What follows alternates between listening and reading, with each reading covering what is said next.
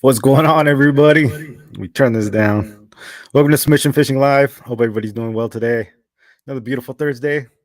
You guys know what that means. One more day closer to that beautiful fishing weekend. If you guys only fish on the weekends, if you're one of the fortunate few that get to fish whenever you want, then that doesn't apply to you. Happy Thursday, anyways. How's everybody doing out there tonight? Get a show prepared for you. We'll go over the usual stuff. We'll do the shout outs. We'll talk about a little fishing tournament I had, maybe some news, stuff like that.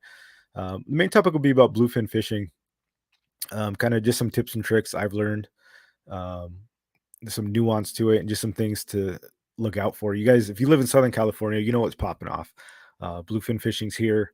I've been on a lot of charters, been on private boats, and I've had a lot of failures too. It was a long time before I caught a bluefin. I went on actually quite a few bluefin trips years ago that just you couldn't get them hooked. They were a little more finicky back then, it seemed like, but and then recently, I mean, just like my last trip 2 weeks ago, I was able to land three on the trip and had other success before. So I've had the failures, I've had the success, but I've been on a lot of boats on both sides of the coin. When you get them or you don't, but you learn things and different times of day really play in, and different baits, different things you're going to use. So you guys don't know, it's like they don't just eat whatever you throw at them. There's not one way to. There's so many different techniques. I think bluefin is probably one of those fish that has more variations to catch it than a lot of other fish out there. Very finicky. So we'll go over that a little later in the show. It'll kind of be our main topic, and we'll do all the house cleaning stuff. Let's say what's up to everybody. Benji Moreno, Oos, what's going on? Welcome to the show. Glad you could join us. Leonard, Oos, what's going on, man? Good to see you again. Doug Rubin, El Sueño. I was on Doug's boat when he caught a nice fat tuna. Right, that was last year, I think, and you won the I think the Marlin Club tuna shootout with yours, right? I think I was on that trip with you. That was cool. D Gomez, I'm heading out Monday with a buddy from Freedom Boat Club. I'm gonna troll some Mad Max, heading to the 302, then Southwest. Nice, dude. Probably some good luck. Hopefully you have good luck, but they've been around for sure. Oh, after fishing Spotty Bowl, of course. Yeah, absolutely. Let's see. Spinning Rod Rebel Marvin, Oos, what's going on? Welcome, Colton C. Oos, welcome to the show. Fishing Reps, Oos. Donnie G, Semperfi. Michael Tran, Oos, what's going on? Jessica Muto, putting the baby to sleep. Oos, welcome. Ironfish, what's going on, man? Welcome. Oos, Cabin Boy, welcome back. Glad you guys can be here. If you're new to the show, people typing Oos just means that they like the show. Hit that like button. So appreciate that, guys. If you hit the like button, it'll help us spread the word, help the YouTube algorithm. At least that's what they say. I'm not I'm not quite sure. Apparently that's something you're supposed to do. Ask for the likes, get the show going. We'll see. Anyways, I appreciate you guys. Michael Tran went to the Channel Islands on the Mirage. The jigs killed it. Felt like I needed a higher power rod for the 400-gram ogre. Oh, it's interesting. Also use some of the slow death jigs. That's awesome. What were you fishing for? Rockfish, I'm assuming. Unless you found something else. Yeah, we've been throwing I've been throwing like 600-gram jigs with like pretty moderately light rod, like a 300-gram rod. It's just rockfish, and I think it does good enough. But yeah, I know what you're talking about. Sometimes it doesn't like flick it up enough. David Guzzi, who's welcome to the show. Rockfish, nice dude. Send me some pics. I'm really curious to see what happened, if you took any. Sometimes the heat of the moment doesn't really happen, but that's awesome, dude. Glad to hear you had success. All right, let's see here. The only thing fishing news wise is we did not really news, but this last weekend we went out and did a, speaking of rockfish, it wasn't too deep, 300 feet. Oh, interesting. Yeah, that's not too bad. So you were throwing the 400 and 300 feet. That's cool. How did it work for you? I think that's a good depth for the 400, especially if that current's ripping. But yeah, speaking of rockfish, we did a rockfish tournament this weekend. Me, Kevin Nakata, and Simon from Taipan Rods. You guys don't know him. He makes rods. Great stuff. He's out in Yuma, Arizona. Rolls the blanks, does everything himself. So they're not just like, not like he's just wrapping rods. He's actually making these things. But yeah, we had a fishing tournament. I think it was SoCal. Who was it, Kevin? SoCal, Southern California Anglers Club, something like that. So yeah, we went out to our spot. our usual place that we found. So we were fishing 750 feet, 800 feet, kind of this place me and Kevin have found. We've been going back to. Um, yeah, we did really well. We ended up taking first place. So Kevin got first place. Simon got second place, and I ended up taking fourth place in the tournament. So we almost had the clean sweep, and not quite. I thought we were going to get 1, 2, 3, but we were just short a little bit. I think I was out like a half pound, but yeah, we absolutely killed it. All on the jigs, all on the slow death jigs, and we were fishing anywhere from like those 400, 600 grams, but they were just getting it done. You guys, I'm just telling you, that deep water that's really unexplored, we have that open to us. So make sure you're taking advantage of that. I think it's intimidating to a lot of people because it is so deep, but trust me, once you're there and you're fishing, I mean, we're cranking on them all day, and we have for the last couple weeks, and it's like it's not as daunting as you would think. After you do a couple drops and pulls, you're like you just kind of get into a rhythm, but man, the reward is huge. Just awesome rockfish. San Diego English Club, yeah. I think Kevin's bag was over 20 pounds, um, like 22 pounds or something like that. I think Simon's was like 18. I had 14, and this was three fish, so it was your best three fish. Um, yeah, mine was I think 4 or 13, just under 14. Mine was like 13.9 or something like that. So it was pretty close. Yeah, but that was super fun. Just fishing the zone. Most of our stuff was Mexican rockfish, the red widows, and then the Bocaccio. Those are really probably some of the big winners. Those the Bocaccio are just so big. The Mexican rockfish we've been fishing were big too. We've been trying to catch that world record. World record's like 9 pounds. Kevin's already got a couple 7 pounders, 7.2 pounders. He did 8 on the 22 gram, did well, and 2 on the 400 gram. Nice. Getting them on every drop, more fun versus soaking. Oh, dude, 100%. Soaking bait's weak. That's weak sauce, dude. Jig fishing's the only way to go. That's awesome, man. Congratulations. I love hearing it. 400 gram is 330 feet. Is a bit difference of a feel. Maybe a 220 gram. Yeah, he was using the 220. Yeah, he was killing it. We were doing what was crazy was it wasn't like I caught really small fish either. It was I was catching big fish, but unfortunately I was catching fish that you're not allowed to catch, and we had to send them back down. Not that you're not allowed to catch them, you just can't keep them. I caught some cow cods that were just absolute monsters. You know what's crazy about the cow cod thing is, so you can't keep cow cod. So whenever you catch them, you got to just send them back down. And I think I caught like two 15 or 20 pound cow cods that obviously didn't count. So it's not like we weren't on the fish. We caught some. I caught some big ass cow cods that were just the heartbreaker. You got to send back down. And what's crazy is that the cow cod is like we're in a zone that's not wasn't even remotely close to the cow cod conservation area either. So that just tells you the health of the fishery is like we're catching them out there, and then you got to descend them, which is a pain in the ass because they need so much weight. You send them down, but they don't give you incidental catch. I mean, there's you just can't keep them at all. So um, we just had to drop them down, which is crazy because, like I was saying, like they have a cow cod conservation area here in Southern California. We're not even like near this thing, and if we're catching these cow cods out there, the conservation zones probably have to be just absolutely packed. So I've heard rumors and rumblings and stuff that next year or maybe we're going to get some concessions to the cow cod that maybe they'll let us keep.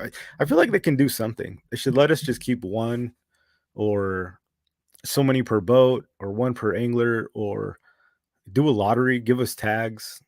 I mean, something. I think there's got to be a better way, because it's even descending them sketch. You pull anything up from 700, 800 feet down. It's like you hope it lives.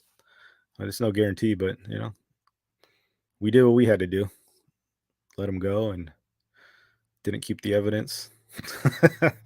It is what it is. It's just a heartbreaker, man, when you catch these big fish and they don't count for your pot. It's too bad. Yeah, they need a cow cod limit for sure. Trust me, there is no shortage of cow cods, guys. Every time me and Kevin have been out there, we've got at least one on incidental catch.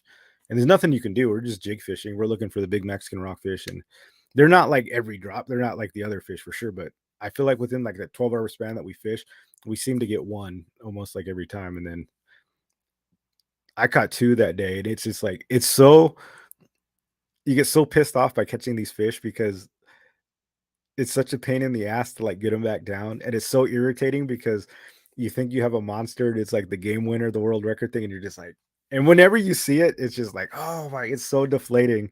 Like it was cool to catch, but it's just like it's so annoying because now it's like you got all this work ahead of you to get it to live, get it back down, and it's just it sucks, man.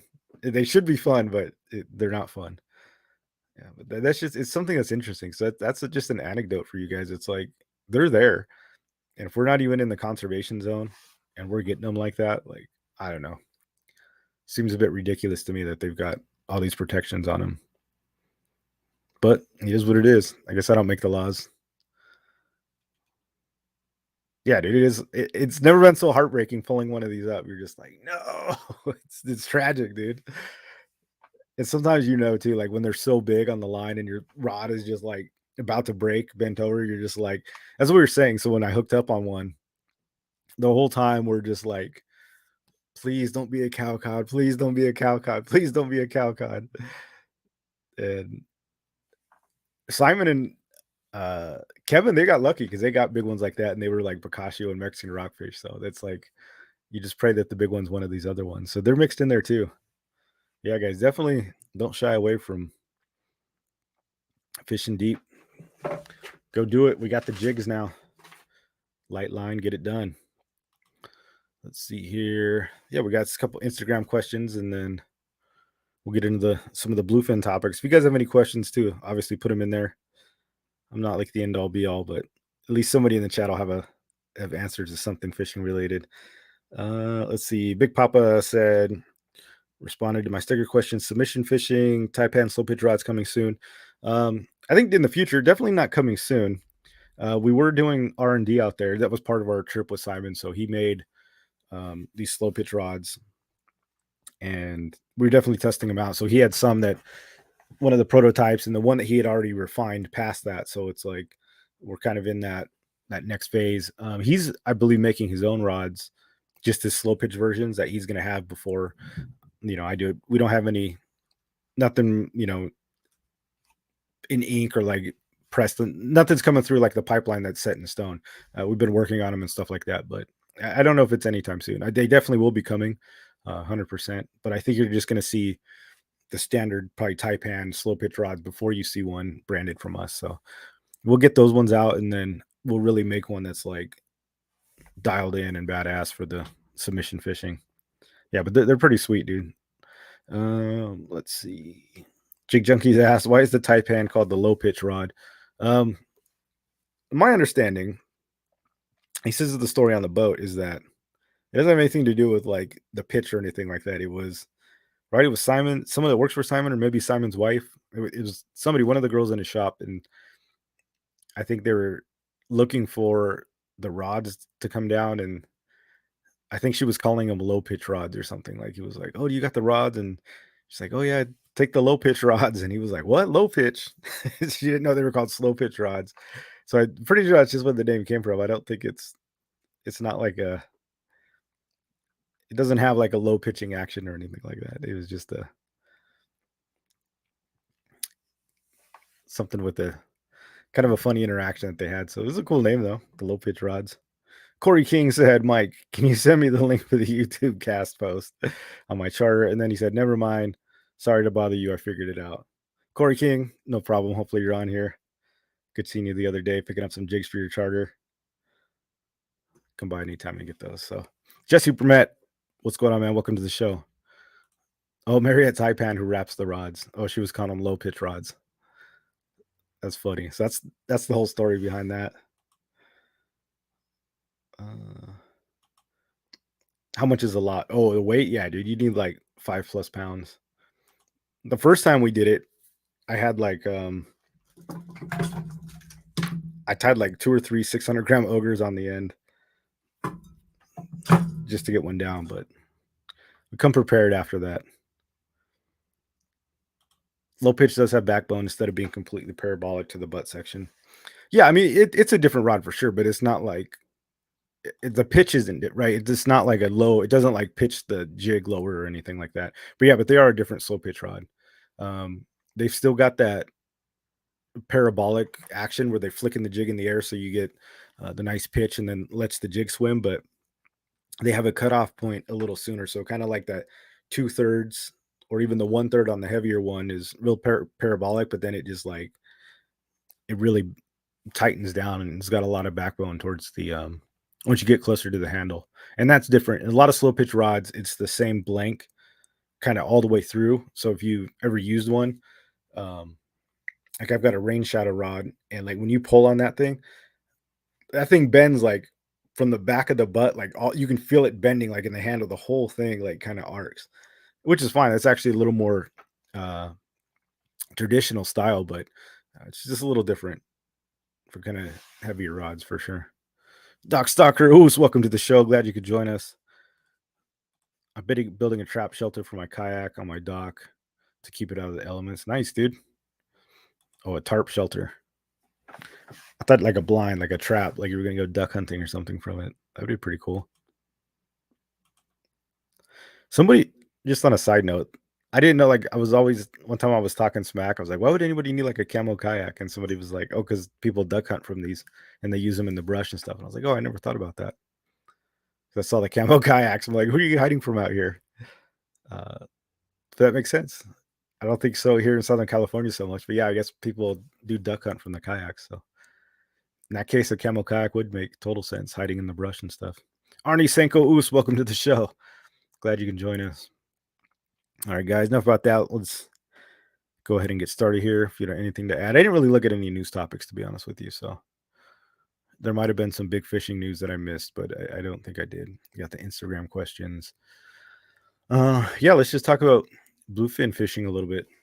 And if you guys got any questions, hit them up here in the chat too. So just before we get started, I'm not the bluefin expert. I'm not like some end all be all bluefin fishing, but I've been on many charters. Like I said, I've failed many times. I've had success many times. So I've seen enough at least to know what we're going through. And the purpose of this is to kind of give you guys an idea. So a lot of you probably are going out. Maybe you've been out many times. Maybe you haven't gone out at all, but you're going to have to expect certain things.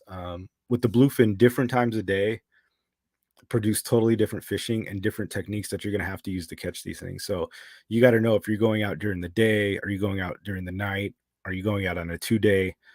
All these different things come into play. We'll talk about some tackle a little bit and really just some things I've observed that hopefully can help get you guys bit. What I've seen other people fail with, what I failed with, some big stupid things I've seen people do, that lose them fish. And then some things that could really help your catch rate. Because even when you get them hooked, it's like that's just when it begins, man. That's just the starting point. And it's sometimes you're in a long fight. And even though you hook one, landing one that's a whole nother can of worms right there. The San Diego got them today. Yeah, that's pretty impressive. So if you guys don't know, the San Diego is like, they're just a day boat. They don't do overnights or anything like that. So when these day boats are getting on them, they have to be they're in a pretty close range. Probably, I'd say within 30 miles, if that's the case. I think they've been going like 30 miles and then kind of jamming back down. When I got them a couple weeks ago, they were like 70 miles out. Yeah. So different times. So here's the thing. So different times of days. When you guys are going out on like a bluefin trip, one thing you have to do is see what time of day you're going out, because it's going to be totally different fishing. It's the daytime is perfect example. So the San Diego got on them today, right? So the San Diego is doing day fishing. So you got to be prepared to do day fishing. Now, typically during the day, there's two types of tuna fishing that typically happen during the day. You'll see the foamers, which is kind of like that classic bluefin fishing where they're just going nuts. They're going crazy. You can't miss them. They're boiling everywhere. I had that video. I was on my kayak and got into a foamer. And that's one way to do it, where boats will just run around looking for foamers. I don't know if they're hitting the foamers yet. I don't know when those occur or if they don't. But then a lot of times you get into cases where they don't foam at all, but the boat goes and actively searches for fish underneath the boat. What they're looking for is schools of fish. So a lot of times you won't hear or see the foamers at all. So what'll happen is, we'll start with that. You don't see foamers at all, right? The captain's going to go around. He's got his sonar on. And what he's doing is looking for fish. Now, typically, what happens is when they find schools of fish, um, the one of the deckhands or whoever it is just starts chumming really hard. That's typically what happens is they just start chumming, chumming, chumming. They're trying to get the fish to come up. And a lot of times when they chum, the fish still don't boil. They stay underneath. And I know me and Kevin, this is how it was like 3 weeks ago. And then me and Kevin got on this bite kind of a couple years, not even a couple years, last year, a couple months ago, I should say. It was like the end of last year where the boat just drifted and we drifted like 3 or 4 miles and the tuna stayed with us the whole time. They never really surfaced. They just stayed under the boat eating. And usually when that's the case, I find one of the only things that work is really fly lining baits. I think that's one of the times when jigs are no matter kind of what jig or what you're using doesn't really seem to be effective. This happened to a couple 3 weeks ago. So it was during the day and the captain's just looking for boats.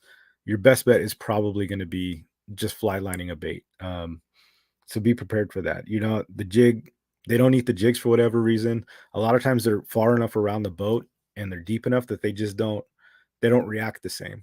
And in my experience is you have to soak the bait for a long time.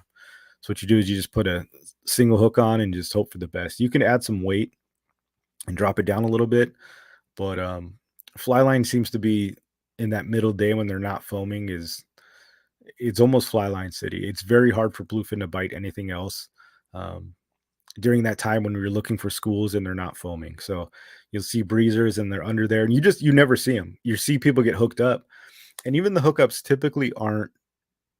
It's not fanatic. Like it's not like every single person on the boat gets bent. It's usually somebody gets one or two or three people get one and then it kind of cools off for a minute. And then but you just keep fishing, keep fishing. Then another one will come on. Then he pulls up his fish, then another one comes on. And you can get a lot of fish that way, but it's just not chaos where like every rod bends down. It's a much kind of slower, methodical way of fishing. The fish aren't quite crazy yet, but I think that's a lot what's going on now. If you're doing these day trips, Cave Dog Oos, welcome to the show. So that's what's going to happen in that time frame. One of the things you want to do when that's the case is you're going to want to fish like circle hooks, and when you're flatlining a bait, I mean that's the way to do it. I like using the ringed hooks.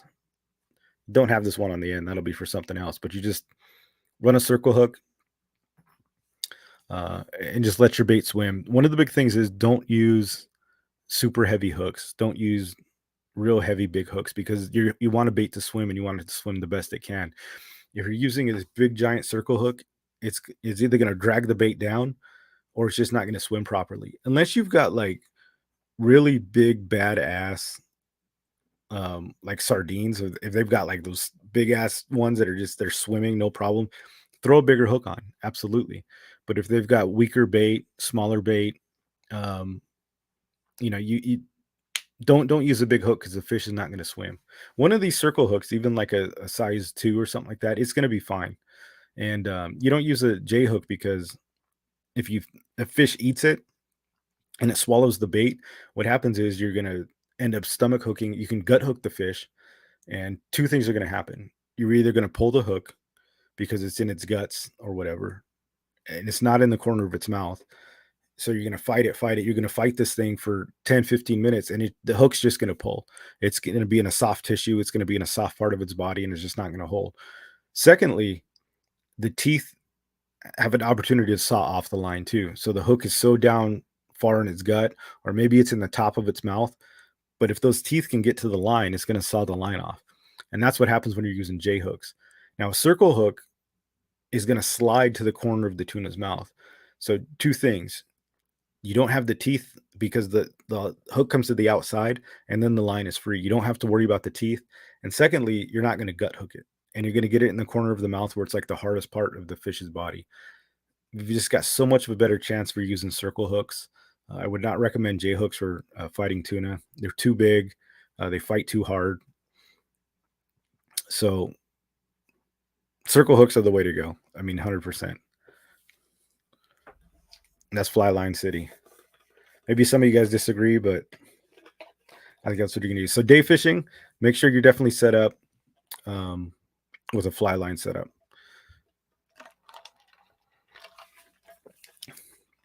That's tip number one. Let's see what we got in the chat here. Question. Arnie says, spotter plane has seen them moving north, definitely a day and a half range. Really? Wow. Yeah, I've heard they've like been coming up and then like dipping back down into Mexico. Like they're coming in like 30 miles and then they disappear 70 miles south again. Those things can move. It's crazy. It's crazy. David Goodsey says, "What's the best slow pitch rod and reel seat for the big or for the bluefin tuna, 20 to 60 pound range?"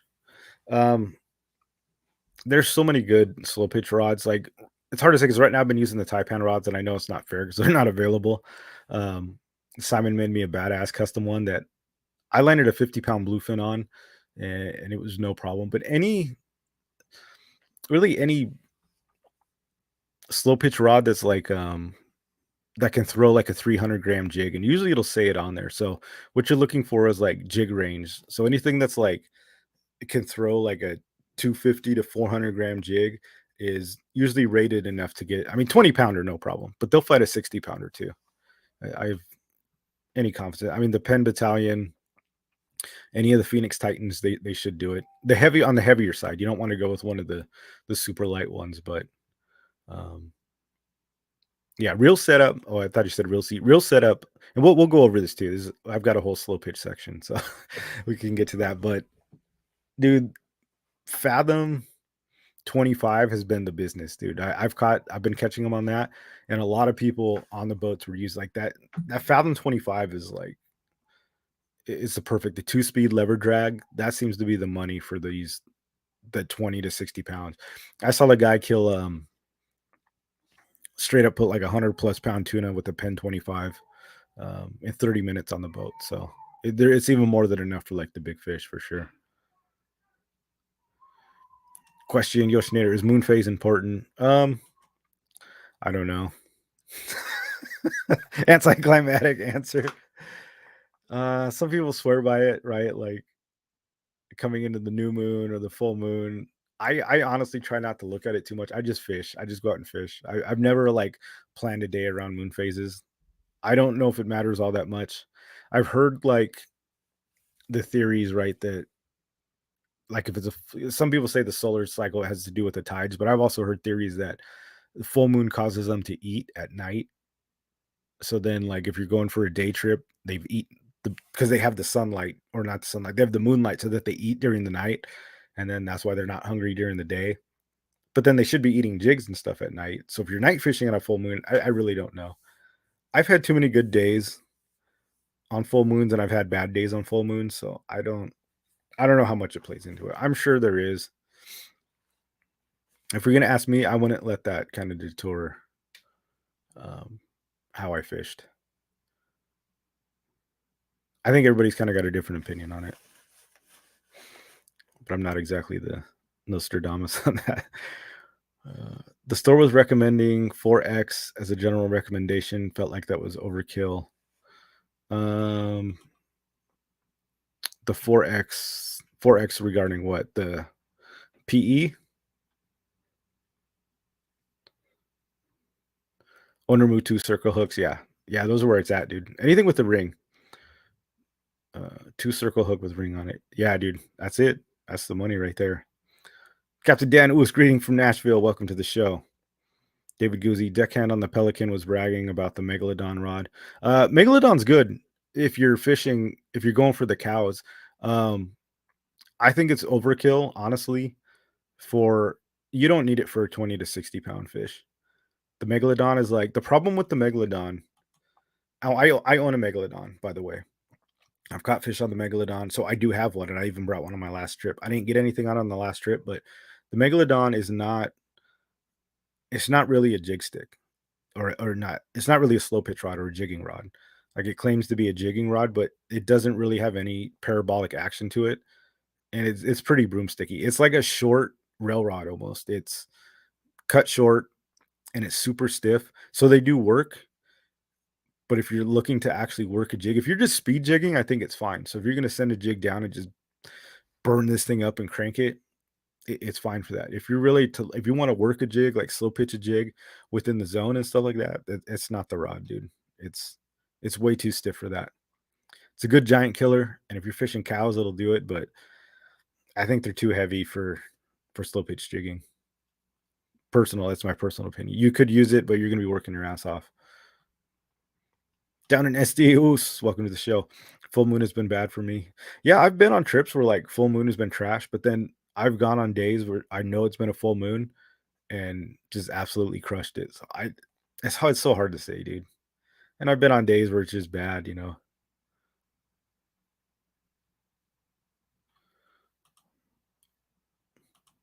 Oh, 4x hooks. Yeah, that's I think that's too many.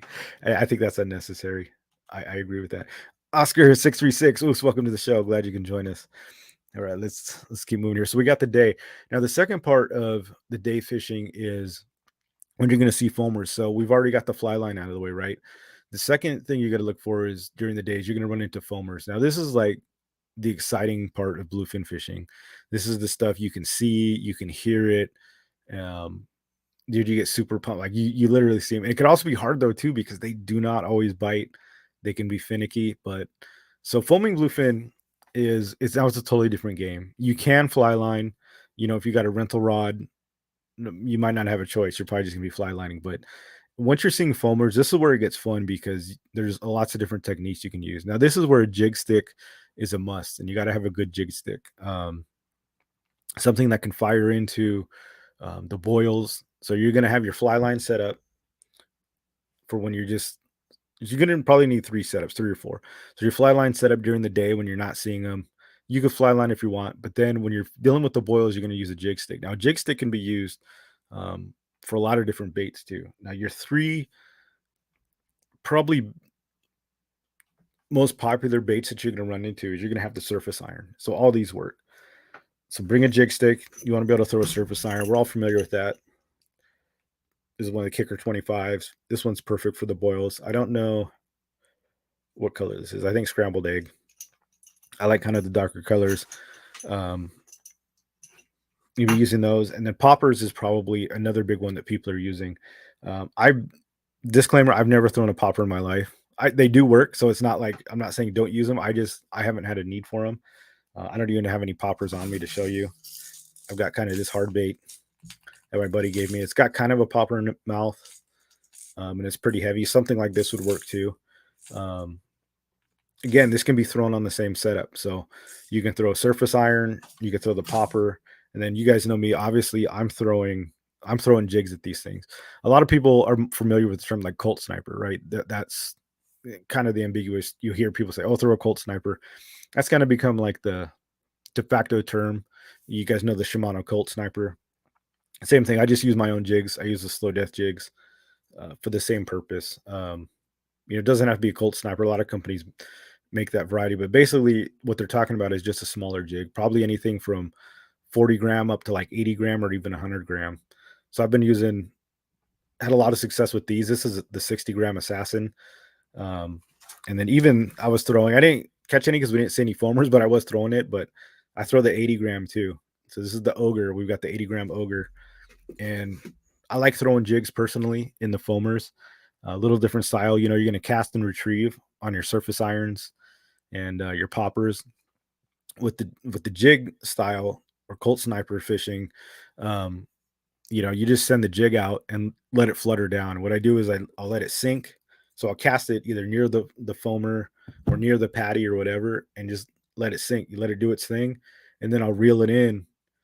I'll burn it up to the top, and then let it sink again. Then I'll reel it up to the top and let it sink again. And you're basically using that same fluttering action, that slow pitch action, um, to get the bite. So, but it's the same rod and reel setup. So you're still using the jig stick, you're still casting it in the foamer. So you got a lot more options. You've got, you know, poppers, surface irons, jigs, a whole bunch of stuff you can throw in foamers. So you got to be prepared for that. So number one, you're using your live bait setup. And for that, you can use whatever you want. It depends on the grade of tuna you're getting into. There's just any boat rod would probably do. You don't need a real special rod when you're fly lining a bait. You start getting into specialized rods when you're um, getting into casting jigs, and obviously like slow pitch jigging as well. But jig stick will definitely be a must. So when you're fishing during the day, those are probably going to be the two scenarios you're going to run into. You're either going to be fly lining a bait, or you're going to be searching for foamers, in which case it's kind of dealer's choice, however you want to go after them: surface iron, popper, or jigs. I'm biased. I throw the jigs myself, but I know Kevin likes catching them on the surface irons. Um, and I've seen people catch them on poppers too. So there's really no wrong way to do it. So those are what you can expect during the day. So if you're gonna go day fishing, that's what I'd prepare for. You see a lot of people catching, and what we're gonna talk about is the night fishing on these huge jigs, big jigs, and it's a totally different thing. If you're going during the day, I don't think it's necessary. Now, if you bring some of these 80 grams and 60 grams, you can fish them when you're fly lining too. So when they're not foaming and they're just swimming around the bottom, every now and then people throw those like a 60 to like 120 gram jig. I see them get bit. It's not like they don't get bit. It's just a little harder.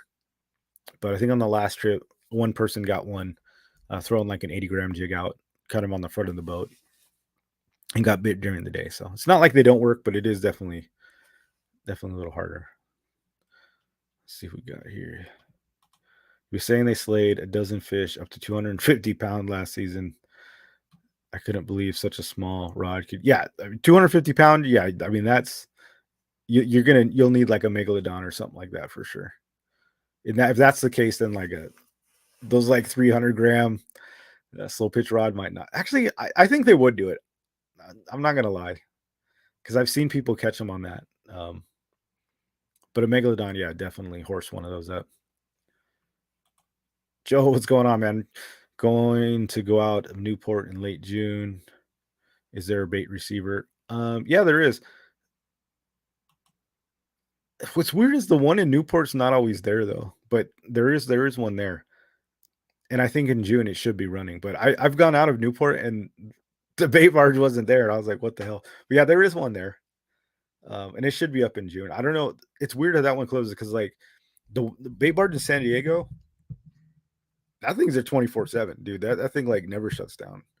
And it's always there. It's always floating. It's always like moored to the ground. But yeah, the one in Newport, I've seen it like not there sometimes. Sometimes it's there, sometimes it's not. So I don't know what the deal with that is, but there is one. In June, you should be good. I like catching tuna and foam, especially on the products we rep. Yeah. Foamer fishing is like, that's definitely that's definitely the funnest. It's so visual. Uh, you can hear it, you can see it. Like it's definitely a lot of fun. Oliver SD Fishing, Oos, welcome to the show. Manny Fresh, Oos, welcome. Glad you could join us. Stimulate, what's going on, man? When you're sinking your jig and all of a sudden you feel like it got slack, yank on that sucker. Yeah. Better yet, don't even yank. Just burn it, dude. Just crank it in. That was funny. When I went out like 3 weeks ago, Arnie Cinco, how do you say that? Everingham bait is the best. They run all the bait things, right? Like I think they get all the bait and feed the bait receivers. Yeah, there was a guy next to me. He was fishing. We were fishing jigs at night, and we'll get into the night fishing here right after this. But this guy, I think he was a newer guy, but he was fishing next to me. So everybody's fishing jigs at night. He drops his jigs, and I know, I'm counting my lines marked out, and he's about 200 feet down. And all of a sudden, his line just went slack on the top, and it like kind of popped out of his reel. And I looked at him, and he was still just letting go. I was like, dude, you're on a fish. I was like, just reel. And he was like, what? I said, put it in gear, just reel as fast as you can. He put it in gear. And then all of a sudden, that rod just bent over, turned into a taco. Yeah, he was on. I was like, yeah, dude, whenever it slacks out like that, they ate it on the way down, 100%. Mission Bay, SD, and Dana Point. Okay, cool. So they don't do the Newport one? He was jigging like a maniac in 300 feet of water, high swell, just waiting for him to get bit. No dice. Oh, man. That's a lot of work, yeah, if you don't get bit. Let's see here. Yeah, so then the next thing is the nighttime fishing. So if you guys are going to go at night, now sometimes there's day trips or day and a half trips where you're mostly going to fish at night. Night fishing usually occurs on like the multi-day trips. So 2-day, 3-day, day and a half. That's when you're going to encounter this. Now, some people do day trips. It'll be an overnight trip. So you're not going to need a fly line setup. The bait really, it just doesn't happen. At night, what happens is this is when you're getting into this is like the Southern California where you're seeing like all these jig fish, the fish that I catch, the fish that people catch. And I could really get into this one because it's probably what I do the most or have had the most success on. And, I've got the jigs and stuff. But what this happens is it's sort of similar to the day fishing without the foamers. Captain's going to drive around and he's just looking for schools, and they're looking for schools to stay with the boat. They chum a little bit, usually not as much. And the two things work: the heavy jigs, and then there's like kind of a dropper loop setup, which we'll talk about, or like a drop shot if you want to use the live bait. But this is where you're going to get into the heavy jig fishing. So you're going at night. Captain's going to pull up and he's going to say, all right, guys, we got a school. They're all over the place, and they're usually deep. Not always.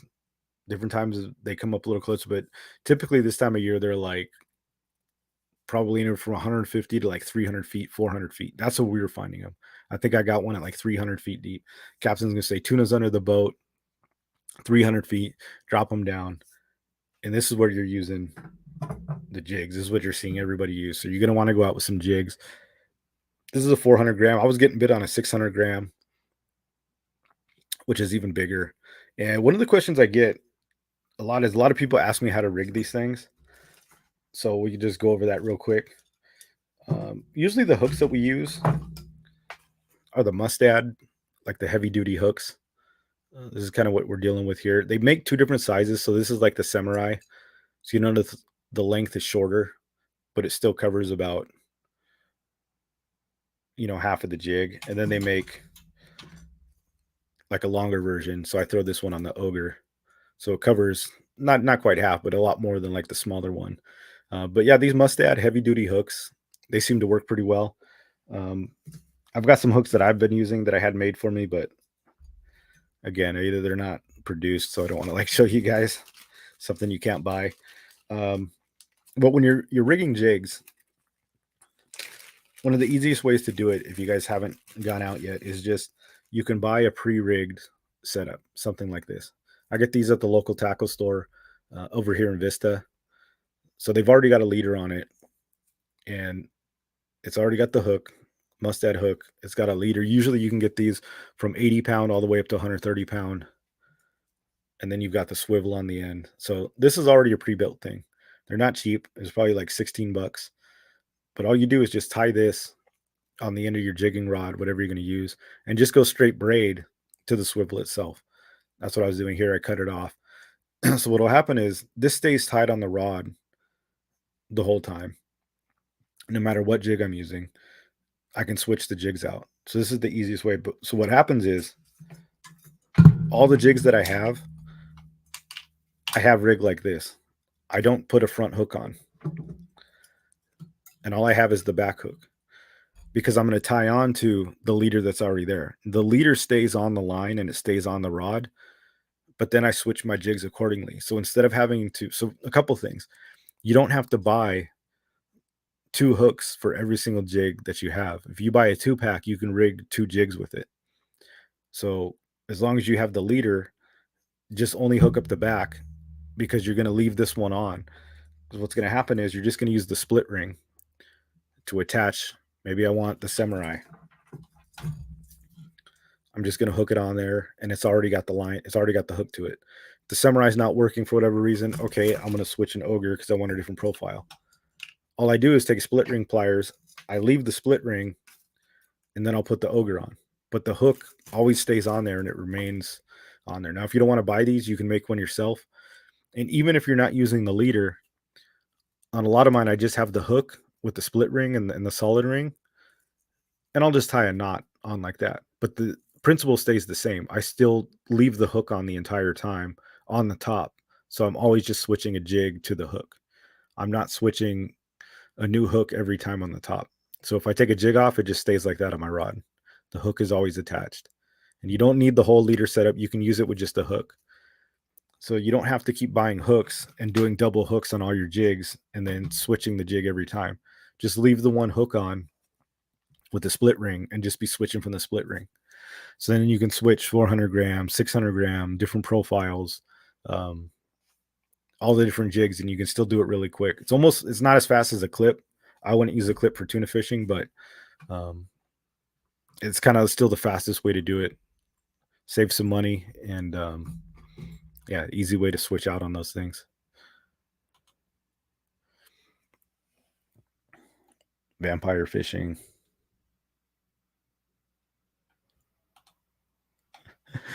They said night fishing. I feel like Stevie Wonder trying to play video game. Yeah, dude, it's like it's nuts at first because you're like, there's nothing down here. You know what I mean? You literally are fishing blind. It's just you're dropping it down and then you feel that tug. So yeah, anyways, the captain's just gonna tell you where they are. And one of the tips too is to mark out your line. One of the best ways to do this is have your line. If you've got the money, you got the time, take your reel and have it. You can have it spliced with like a different color line, the hollow core braid. So you can have like 200 foot. You can have the backing braid like the white. Mine has one of these, and then it's got orange hollow core 200 feet. So I know there's 200 feet of orange. So when I run out of orange line, I know I'm at least 200 feet. So I have a good gauge about where I'm at. If you don't have that, just mark it with a marker. I actually had one of the deckhands do this for me on the last trip. So a lot of these deckhands, this is what they get paid for. They'll do it before we went out. I mean, we had 6 hours till we got on our ground. He threw it out at the he just throws it off the back of the boat and he counts. And once he finds 100 feet, he just marks it with a Sharpie. Then he did that. So 300 feet. So a white line. I knew another guy on the boat who said he takes it out to an empty soccer field. He'll measure out 100 feet, marks it with a Sharpie. You got to have some sort of measure of how deep you are, because otherwise you're just guessing, but it's not, unless you're like, you really know. It's hard to tell if, if they're 300 feet down and you're not quite sure. Maybe you've only been going 150 feet the whole time and you never even got in the zone. So it's important to know. Metered line is another thing.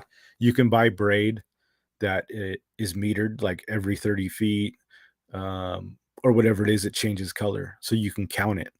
Sometimes it's less, but that one that's like 30 feet is good. So you can count it, right? 3, 6, 9, 12. So you know you're at 120 feet.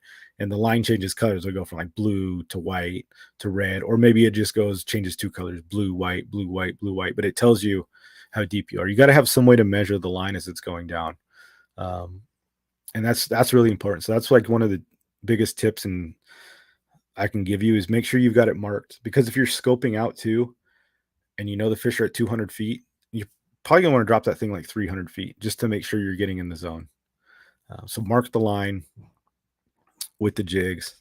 It'll save your ass. It just takes the guesswork out of it, guys. You don't want to be out there just being like, oh, I think I'm that far. No, it's better if you know. When you know how deep you are, it's gonna make your life so much easier.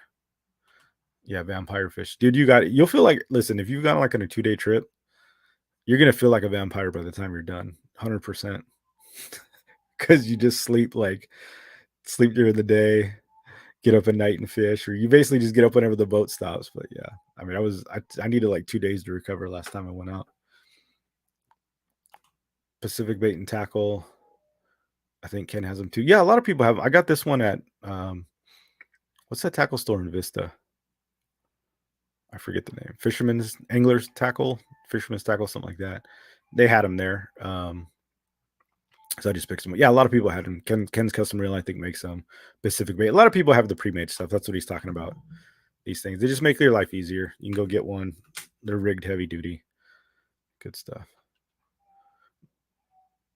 Michael Tran says, I lost a jig with a clip. It flexed out. Yeah, man. It happens with the clips I like, but not on the heavier. After about 130 gram, I don't run a clip. Actually, my jam, you guys want to know what my jam is? I put on all my jigging rods, my slow jigging stuff, instead of a clip, I tie on a solid ring, a solid steel ring on all my stuff, even a lot of my small stuff now.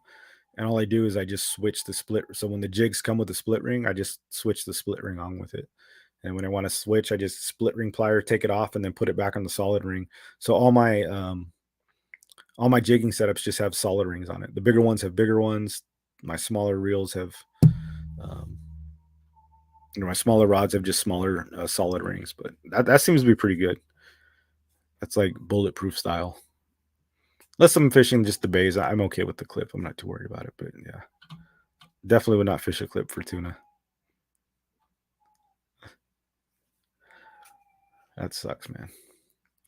Power Pro, Depth Hunter, Line Colored Spectre. Yeah, I think the guy I was fishing with, he had the line stuff, which was pretty cool.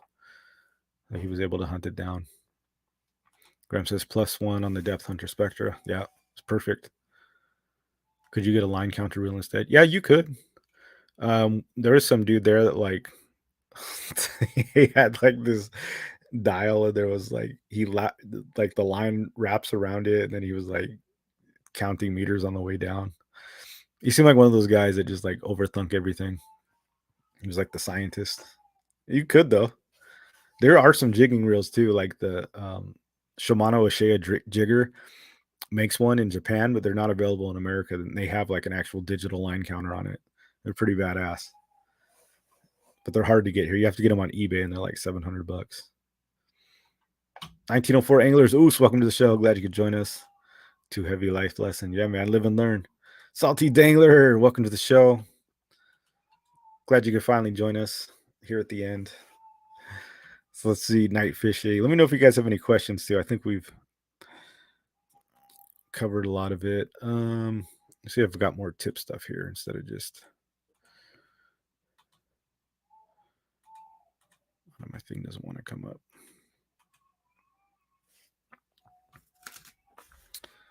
Let me check my phone. Who's going bluefin fishing this weekend? That's what I want to know. Hopefully a lot of you guys.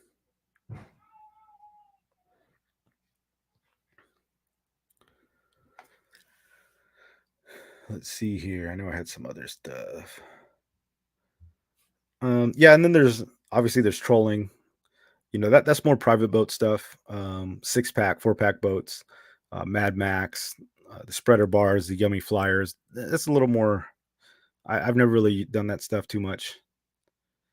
You probably won't find that on party boats, but if you've got a private boat, those are things you can do. Putting out a flyer and the balloon and the whole thing, that's like a whole different ball game. I've never done it. I've never set it up. So spreader bars work. Those were popular the last couple of years, obviously, and then just trolling a Mad Max. So if you got a private boat, or usually one of the smaller boats, they've had great success with that too, and that usually happens. So that's another version of day fishing. So if you guys go on these smaller boats with like a 6-pack, they'll probably do a lot of trolling with the Mad Max. Basically, they just throw a bait behind the boat and just drive around where you know there's fish, and yeah, they come up and bite it. Pretty self-explanatory. Not too much to it. And then one of the other things is probably one of the biggest tips is just make sure that you have the proper gear when you go out. You know, seems like every time we go out, somebody's like a little undergunned, and you can get a fish in, but it's just it's gonna kill you. You're gonna burn the drag up. Somebody we caught what trip I went on, and it took them about 4 hours to bring in a fish, and then the reel it wouldn't do the thing. So what happens is when you don't have the correct gear, the brakes use friction, and once they get hot, they lose friction and they turn. Have you guys ever like use your brakes on a car going downhill? I don't know if this has ever happened to you, and it's like, and you can smell them, and when they get hot, and you go to hit the brake, and like the car doesn't stop, and it's like scary. You got to like stand on the brake. It's because the brakes got too hot, and they lose friction, and they don't bite anymore. The same thing happens with the drag. So if you're going in there undergunned with a real small drag, or doesn't have enough drag, even not enough poundage, it's really this is where the size of the reel comes in. So you might see a small bait caster, right? This is, oh, it's got 30 pounds of drag. That's great, but the volume, and then you see a big reel, like a fathom reel, right? That also has 30 pounds of drag, same as the small bait caster. But the discs and the size and the surface area of these bigger reels is so much bigger. It's able to disperse the heat, and it doesn't heat up as fast. When you got those little reels, it's got 30 pounds of drag, but that 30 pounds of drag is not good for nearly as long. And once that thing heats up, you start losing drag. And then once you have drag, the tuna just does what it wants, and you never get the heat back, right? The reel never cools down. And that's when you're in for like a 4-hour fight or something like that. So the last trip, just for example, a guy caught one, and He was on a Tranks, I think like a Tranks 400. Now, that's not a bad reel, but he caught like I think this was like a 75-pound fish. And what happened was it took him so long. The drag was heating up and he had a hard time. It took him about an hour and a half, I think, to land this thing, maybe 2 hours.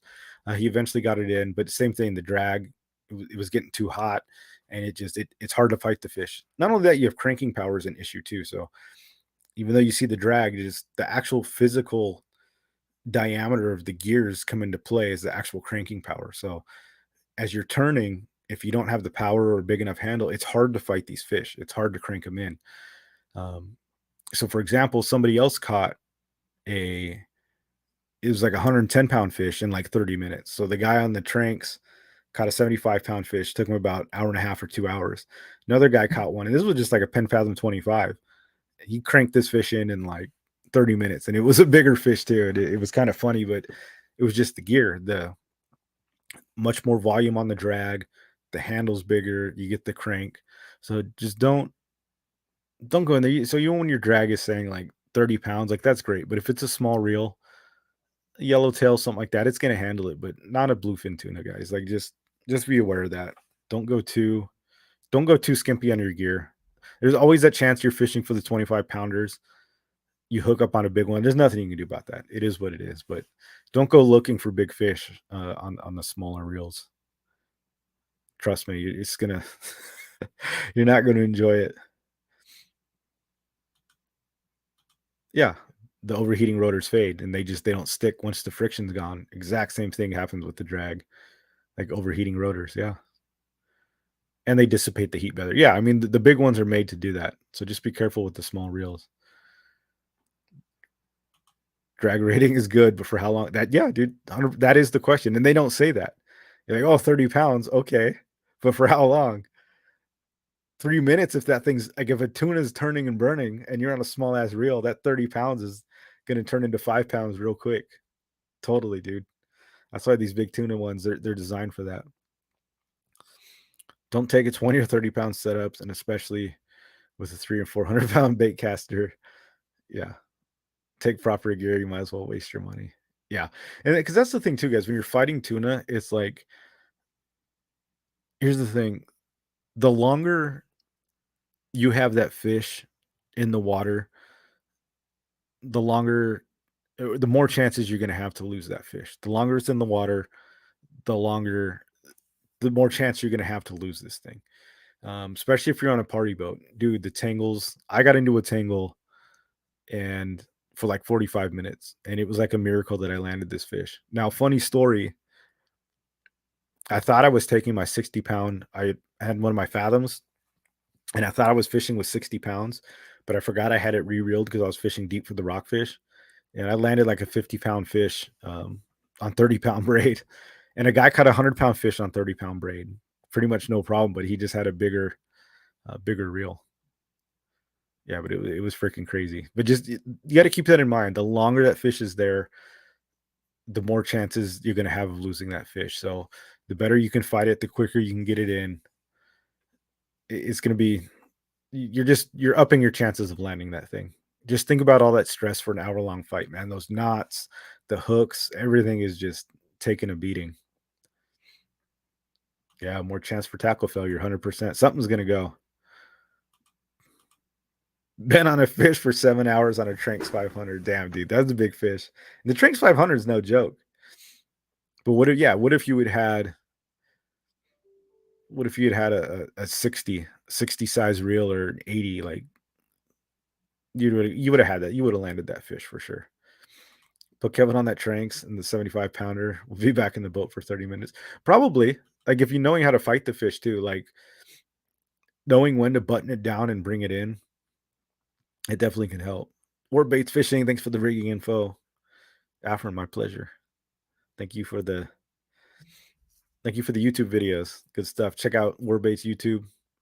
Been posting some good stuff.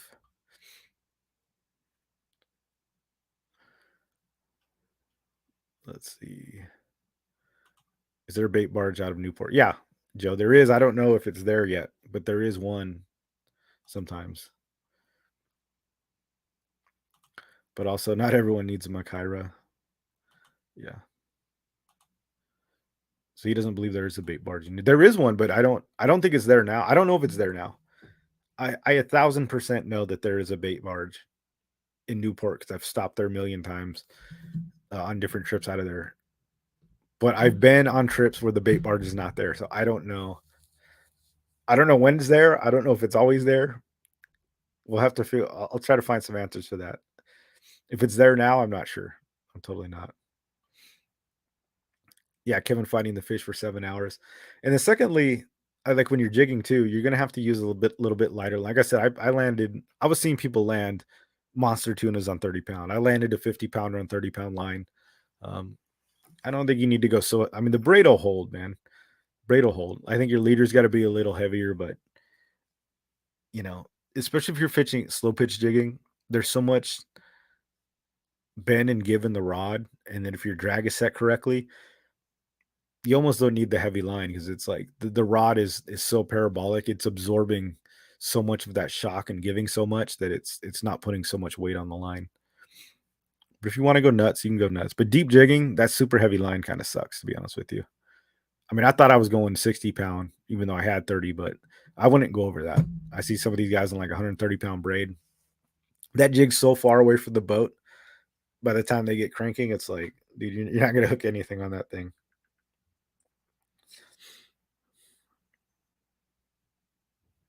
And yeah, I think that was about it. So just to summarize, if you're going like a couple day trip, bring a fly line setup, bring a jig stick, and then bring something for the deep jig fishing. That's my advice. Use circle hooks for everything. You know, there's all kinds of stuff we didn't get in. Drop shot loops. You can use rubber band rigs. Um, if you've only got a rental rod, I think most people in here probably got their own setups. It shouldn't be too bad, but and you never know. But they're out there, guys. The bluefin's here, and it's like we've talked about before.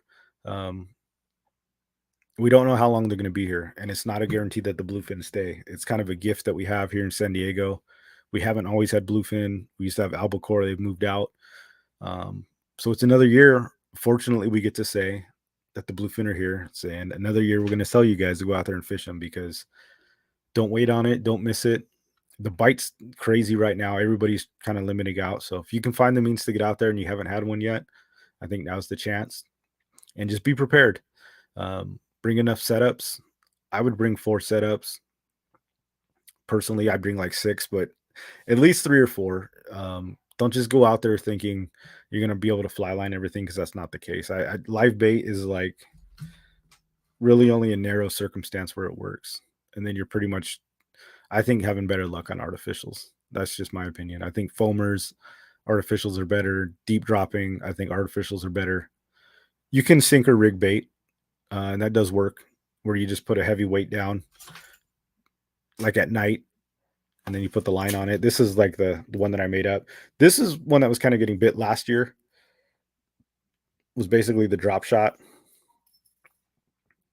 where you had the hook and then the weight behind it, and you just fish it like a bay drop shot setup. And this is proven to actually be working pretty well. So you just drop it down, got your heavy weight, got your circle hook on the end, and people have been having success with that. That's been pretty popular last year. Um, so try that out if you're not going to use jigs. That's the way to go too. We even see bluefin tuna and albacore up here in Santa Cruz. Yeah, man. People have been seeing. I don't think they're that far north yet, maybe, but last year for sure, it was crazy. It's so awesome. Yeah, at the front. It's when you're almost out of the harbor. It's like right at the mouth. Yeah, exactly. What size slow pitch rod do you recommend for fishing lingcod and rockfish primarily? Um, just anything from like a PE 1 to 3, and then probably 150 to 300 gram jig rod should be fine. I mean, I'm fishing 600 gram jigs on a 250 gram rod, so I think it's fine. You should be good. So probably that 150 to 350, anywhere within that range, you should be good to go. Probably use like PE2 on the line size. I think you'd be good. Even narrow. I mean, I'm a thin line guy when it comes deep. It all depends how deep you are. you guys have heard me say that 100 times. The more shallow you're fishing, actually, the heavier line you can use when rock fishing. The deeper you get, the thinner your line needs to be, just so you don't scope out and the jig can cut through better. I know it sounds kind of productive because you're using more line and heavier jigs that you would want to actually go thinner, but it's true. And then when you're more shallow, you can actually get away with thicker line. Yeah, dude, 100%, man. Yeah, there's lots of sinker rigs. You can do like I was talking about. You could put the rubber band on it. Um, you can do like a dropper loop style. There's all kinds of different ways to do that thing. Those old timers love that bait fishing. It works, dude. It still gets bit. It's not like live bait will always be a thing. It's always good.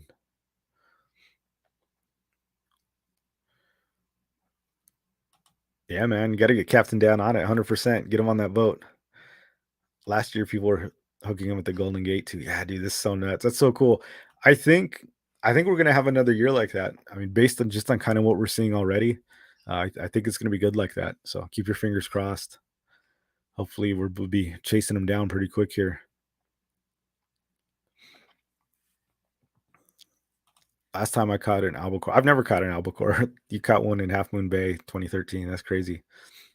Joey Bassin, what's up, dude? Late to the live. It's all good. Watch the replay.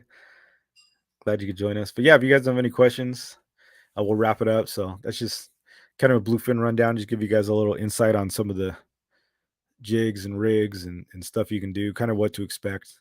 Remember, day trip, fly line, and then surface iron rod. If you're going at night, definitely bring something heavy because you can be dropping heavy stuff, heavy jigs. Um, yeah, just make sure you're tied up right, and hopefully some of those rigging tips helped you. If you guys have any questions, you can always hit me up on Instagram too. More than happy to help you guys out. When is the next submission at Sea Trip? Pretty soon. I got to get back to Captain Dan on that. Yeah, it's coming up. Hopefully, I'll be in Florida next week, so I'll probably do my show from there. But hopefully, when I get back from then, we'll nail down a time. Another tuna trip. Let's go soon. Yeah, dude. Let's do it. This weekend I'm going out, but I've already got some guys for the boat. I don't know if we're gonna go tuna fishing, but we might be in that area. So if we see them, we'll definitely get on them. People gonna be fishing up the tuna this year because no salmon fishing. Yeah, we are. What else are they gonna fish? That sucks, man. About the salmon fishing, taking everything away is crazy. There you go, man. He's ready. Captain Dan's ready. That's funny. Yo, I got a question. What's next for submission fishing? You brought slow pitch jigging to light in San Diego, especially for spotted bay bass. What's up next? Charters, slow pitch jigging rods. Let us know. Yeah, I mean, we did. I mean, we did the charter last year. I don't think I'm gonna do like personal charters or anything like that on my boat. You need like whole different license and stuff like that. Um, but yeah, I appreciate that, man. That you recognize that spotty love. You know, that's basically it. You know, we're just kind of focusing down on um, just doing what works, fishing the tuna, fishing the yellowtail. I think we got a pretty good array. What we always have in the works is different, bringing in different sizes and colors, different variations. So we're working on stuff all the time. I kind of just see. I'm at the point now where we're in like 15 tackle stores at this point. We just picked up another tackle store too, Kevin, if you remember what that is. So it's like I'm seeing now like what people are buying and what they want. So it's like I'm in this phase where I'm kind of trying to figure out like where people want to go with the whole thing while innovating at the same time. But I think definitely bringing the ogre, you know, in different all the different sizes because that seems to be kind of the popular big jig. But a lot of people want that in like that 100 gram. We brought the 80, but people kind of want that the 1 to 300. I've been working on like a spinner bait. I think I gave you some of those, just the prototypes. We're seeing what works with that, if people like them or don't like them. Um, you know, with like the top hook and stuff. But yeah, always open for something. Slow pitch rods are definitely in the works. You know, that's the thing is there's so many things. It's like I have to narrow down and try not to get too spread out because it's like if I'm trying to bring out the spinner bait and then different size ogres and then slow pitch rods, I'm only a one man show. I mean, my wife helps me. Kevin's been helping me a lot, but it's like I'm trying to keep it narrow and just get the stuff. Right now, I've been focusing so hard I'm making sure production and demand has been met. It's been hard to like work on new products and stuff like that, like or look at the new phase because it's right now I'm at this point where I'm like so I'm always I get new products in and it's like they get bought up and it's like I'm back ordered again. So it's like I'm trying so hard to like figure out keeping the manufacturing demand in place that it's like it's a good problem to have. I'm not complaining at all. Like it's been so busy and the jigs have been selling that it's like I'm trying to like keep the production up without having to like, oh yeah, let's add a whole nother line. But we're getting there, man. We're only like a year old, so we're trying to figure it out. But I'm never going to stop bringing new products. Never going to stop innovating. So we're always going to have new stuff. I would so definitely look for a rod in the future. Um, that's definitely going to come. I mean, it has to. I got to build a rod that's just made specifically for us that I've kind of fished everything on. You know, that's going to be unique. All those little things that we wish a slow pitch rod had. That's basically what the Taipan rods are. It's good. Yeah, man. Thanks for that question. And mostly whatever you guys want too. I mean, that's sort of the thing too. It's the consumer. It's what do you guys want out of it? You know, that's ultimately the most important thing. Whatever catches fish is probably the biggest thing. If it catches fish, dude, I'm here for it, especially on the jig front. Florida is nuts. People catching grouper and all sorts of crap without even leaving the dock, right? That's crazy. Yeah, I'll be there for a week. I have a house in Florida. A lot of people know that, but it got wiped out in the hurricane. And so if you guys, a lot of the show's over. If you guys want to leave, I'll just talk about like some other stuff. And if you got fishing questions, we'll hit it sure for sure. But yeah, so Florida, my house, um, got wiped out in the hurricane, and it was like it's just now being put back together because I had my daughter was born at like the same time, and then my mom was on hospice at my house, and she had cancer. She was dying of cancer. We had the baby. It was like changing my mom's diapers and feeding my mom, and then feeding the baby, and the house got wiped out. So it was like the Florida house got put on the back burner for a long time, but it's almost done. So I'll go out there. The build back should be finished. Um, so I'll be out there next week, kind of checking it out. Hopefully, I get a day to fish. Um, but we'll see. It's mostly business. I'll definitely probably still do the show Thursday, and if I can get out a day, I'll definitely try to do some fishing for sure. But yeah, Florida's cool, man. They love fishermen out there. It's just a different vibe. Like everybody fishes, and they're not like out here. Like Californians hate fishermen, right? Out in Florida, it's like if you're not a fisherman, there's like something wrong with you. Any dude you talk to out there like fishes. It's crazy. It's totally crazy. All your neighbors, you just bring it up. It's like, yeah, they fish 100%. Oscar says, how big of a tuna can I catch with my Phantom 25, 65-pound braid? Just serious. Dude, 150 pounder, no problem. I think. I don't think it'd be a problem. You could get a cow on that thing, 200 plus. It's not going to be ideal. And then it all depends on your rod. But you're not going to break 60-pound line, dude, on the drag's not enough. But it comfortably, I haven't caught a 100-pounder on it, but I saw a dude catch 100-pounder, no problem on 25N lever drag. Easy 100-pound. You'll be fine on a 100-pounder. I think you could do 150 with a little bit of strain, and I think you can catch a big one on it. It's not ideal, but I think you can make it happen.